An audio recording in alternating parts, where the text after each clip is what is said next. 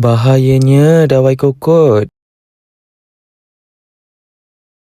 Objektif pembelajaran: membaca poster hentikan penggunaan dawai kokot dengan sebutan yang betul, menyatakan 3 langkah keselamatan semasa membeli makanan berbungkus dengan tepat.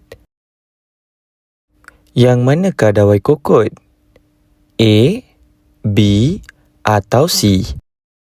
Ya, jawapannya C. Baca dan teliti maklumat dalam poster. Jom baca.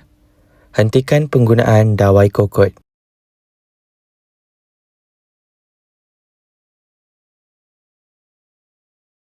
Sudahkah anda baca? Sekarang, senaraikan 3 langkah keselamatan sebelum membeli makanan berbungkus daripada penjual makanan.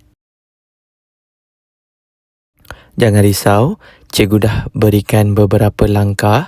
Anda hanya perlu lengkapkan ayat tersebut dan susun urutan dengan tepat.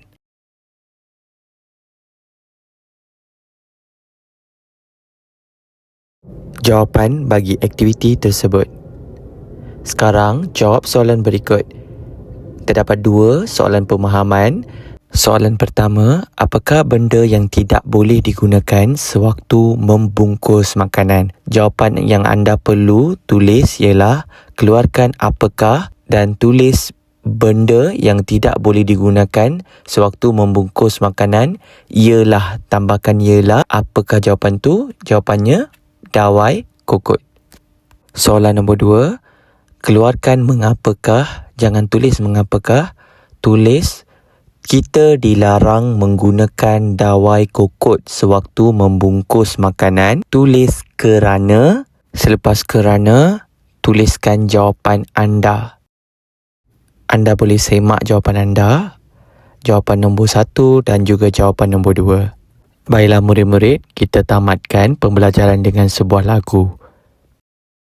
Alamak, alamak, tak nak dawai kokot, tak nak dibungkusan. Jika terus diguna-guna, nanti didenda, nanti disaman, nanti hidup di penjara.